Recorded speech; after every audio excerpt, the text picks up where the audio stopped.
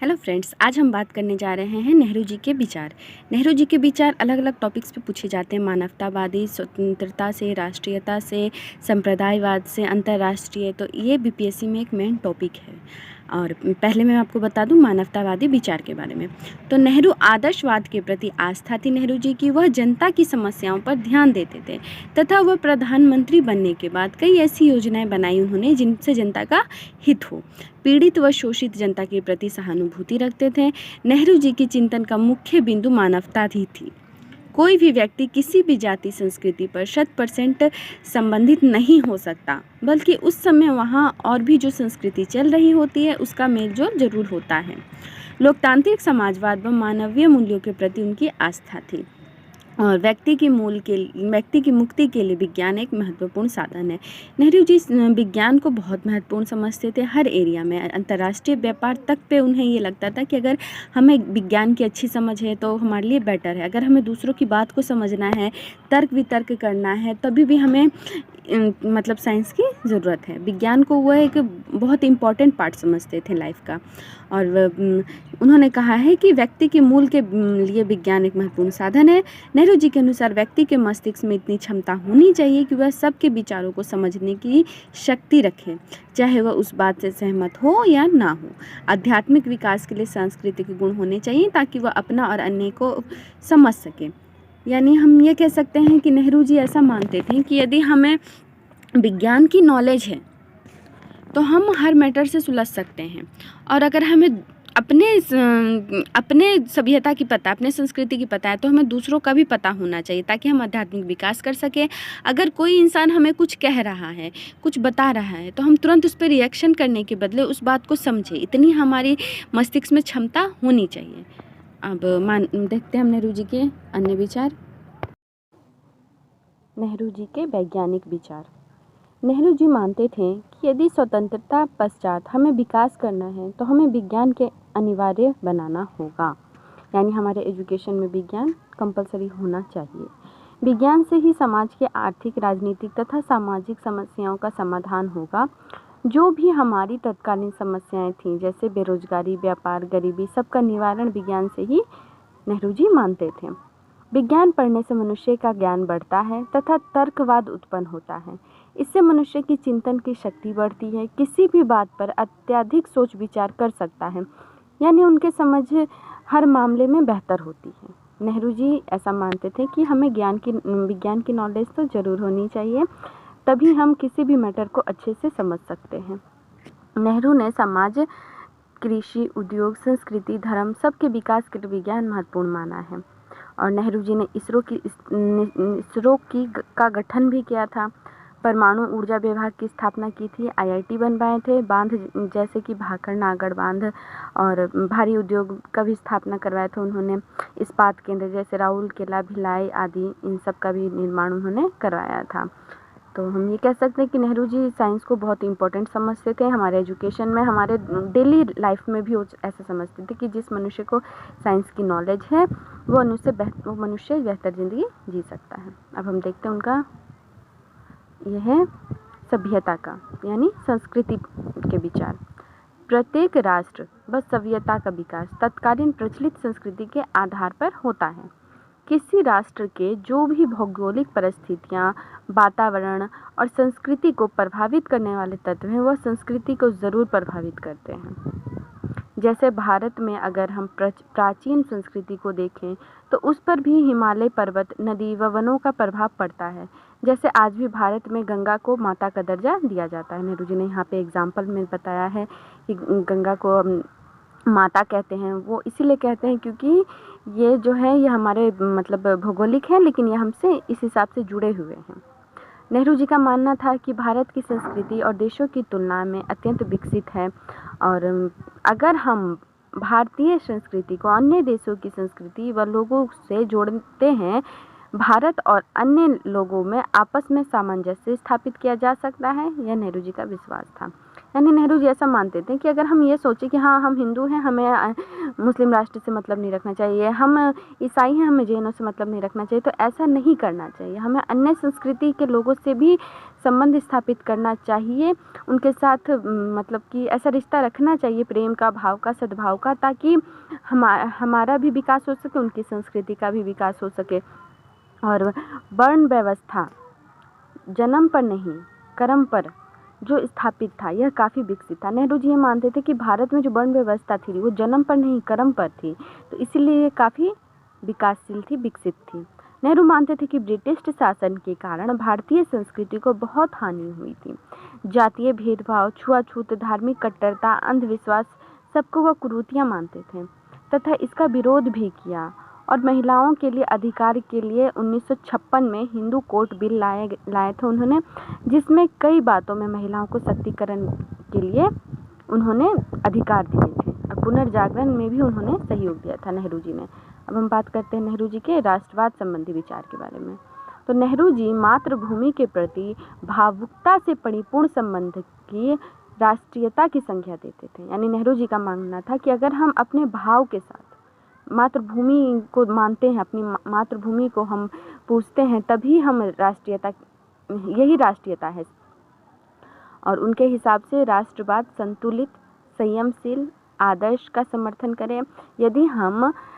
यदि हम सब में राष्ट्रीयता की भावना रखते हैं तो हमें संयम रखना चाहिए।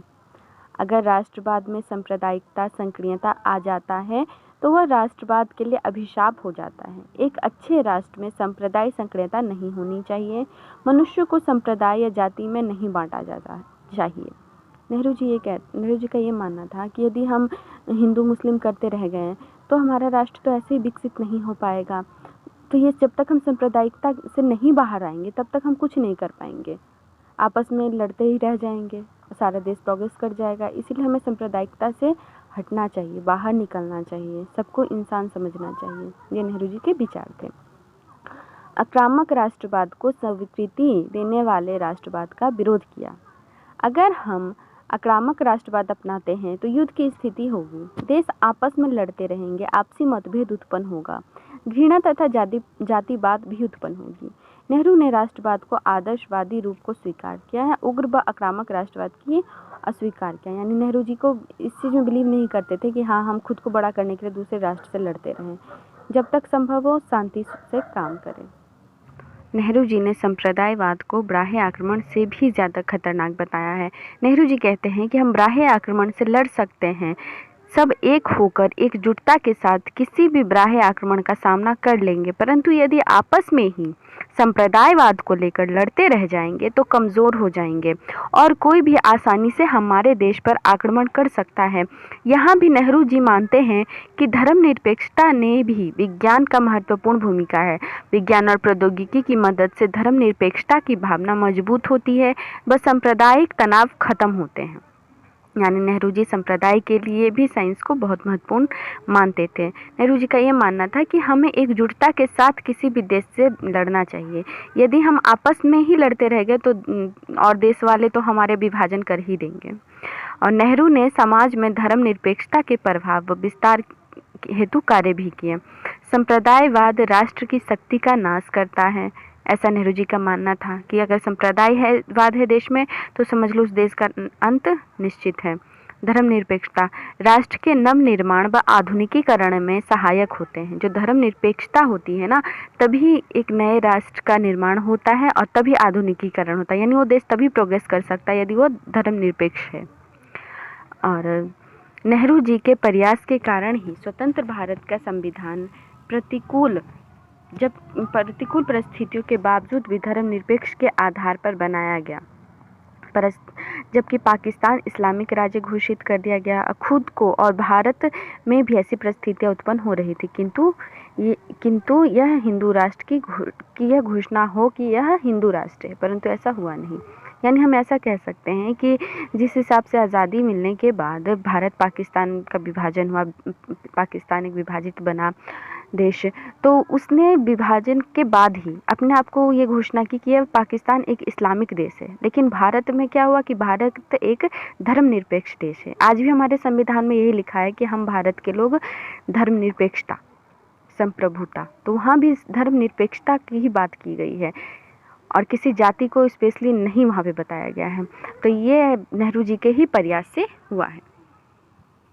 नेहरू जी के जो विचार थे स्वतंत्रता संबंधी, वो ये है कि स्वतंत्रता का उद्देश्य राजनीति और सांस्कृतिक दोनों होना चाहिए। सिर्फ राजनीतिक स्वतंत्रता का कोई मतलब नहीं जब तक आप आर्थिक स्वतंत्र ना हो। यानी नेहरू जी ये कहते हैं कि आप राजनीतिक रूप से तो स्वतंत्र हो कि चलो आप पे ये बोझ नहीं है कि हाँ आपको देश कैसे चलाना है, ओके, और कोई पॉलिटिकल प्रभाव नहीं है आपके ऊपर, परंतु आप आर्थिक रूप से बंधे हुए हो, यानी आपके पास 2 टाइम का खाना भी नहीं है, तो वैसी स्वतंत्रता का हम क्या करेंगे। तो हमें स्वतंत्र दोनों टाइप से होना चाहिए, राजनीति भी और आर्थिक भी। आर्थिक स्वतंत्रता के बिना राजनीतिक स्वतंत्रता का कोई अर्थ नहीं। इसलिए नेहरू जी ने लोकतांत्रिक समाजवाद को अपनाया ताकि राजनीति और आर्थिक दोनों स्वतंत्रता एक साथ मिल सके, क्योंकि हर एक वोट का महत्व समान है, किसी के वोट का अधिक या कम नहीं है। यानी भारत में एक व्यक्ति एक वोट दे सकता है और जितना महत्व एक ऊंचे पोस्ट के व्यक्ति का है, उतना ही महत्व एक गरीब के वोट का भी है। और लोकतांत्रिक समाज जो है उसमें यही फ़ायदा है कि यहाँ पे राजनीतिक स्वतंत्रता प्राप्त होती है, जैसे एक व्यक्ति एक वोट, और आर्थिक स्वतंत्रता भी प्राप्त होती है, जैसे कि जो भी हमारे संसाधन है उसका इक्वली बंटवारा होना चाहिए। जैसे समाजवाद जो है, तो समाजवाद पूंजीवाद का विरोध करता है, लेकिन यह मार्क्सवाद के भांति हिंसक नहीं है, और यह मानता है कि प्राकृतिक संसाधन का बंटवारा समाज के सभी वर्गों में समान होना चाहिए। संसाधनों का केंद्रीकरण भूमिपति और पूंजीपति के बीच नहीं होना चाहिए। यही नेहरू जी का भी मानना था कि जो भी हमारे प्राकृतिक संसाधन है या जो भी संसाधन है उसका बंटवारा हर एक में होना चाहिए, नहीं तो एक खाई बन जाएगी जिसमें कि एक तो वर्ग बहुत ऊंचा होगा, एक वर्ग बहुत नीचा होगा। अब देखते हैं नेहरू जी का अंतर्राष्ट्रीय दृष्टिकोण, अंतर्राष्ट्रीयता के बारे में नेहरू जी का क्या मानना था। तो नेहरू जी के अंतर्राष्ट्रवाद की अवधारणा जो थी वो विवेकानंद, रविन्द्रनाथ टैगोर और महात्मा गांधी जैसे महान व्यक्तियों से प्रभावित था। कोई भी देश जब तक खुद स्वतंत्र होगा तभी वो अंतर्राष्ट्रीयता को ध्यान दे पाएगा। यानी अगर कोई देश खुद पराधीन होगा तो वह हमेशा पहले ऐसा सोचेगा कि कैसे राष्ट्र को स्वतंत्र करवाएं। वह दूसरे देश के संपर्क बनाने में कोई रुचि नहीं ले पाएगा। और नेहरू जी का मानना था कि हमें राजनीतिक क्षेत्र के साथ साथ आर्थिक क्षेत्र में भी अंतर्राष्ट्रीयता का समर्थन करना चाहिए। उनके अनुसार बाजार, उत्पादन सभी का स्वरूप अंतर्राष्ट्रीय हो, दो देशों में व्यापार हो, आपसी मेलजोल होना चाहिए ताकि अधिक विकास हो सके। इन्होंने अंतर्राष्ट्रीय संबंध के लिए पंचशील का सिद्धांत दिया। ये नेहरू जी का जो ये पंचशील का सिद्धांत है ये बहुत ही इम्पोर्टेंट है। इसमें क्या है कि पहला है, एक देश दूसरे देश के संप्रभुता व अखंडता का समर्थन करेगा। दूसरा है, एक दूसरे पर आक्रमण नहीं करेंगे, यानी अनाक्रम। और तीसरा है, एक दूसरे देश के आंतरिक मामलों में हस्तक्षेप नहीं करेंगे। यानी अगर हम इंडियन हैं, अमेरिका में कोई उनका घरेलू मैटर है तो हमें उसमें हस्तक्षेप नहीं करना चाहिए, ये उनका मैटर है, वो देख लेंगे। और ना ही बाहर के देशों को ये होना चाहिए कि वो भारत के हर मामले में अपना टांग अड़ाएं। तो ये हुआ कि हमें एक दूसरे देशों के आंतरिक मामलों में हस्तक्षेप नहीं करेंगे। और चौथा है सह अस्तित्व, यानी प्रत्येक देश दूसरे देश के अस्तित्व का ध्यान रखे और नियमों को मान्यता दे। और पांचवा है परस्पर लाभ व सामान्यता रखना।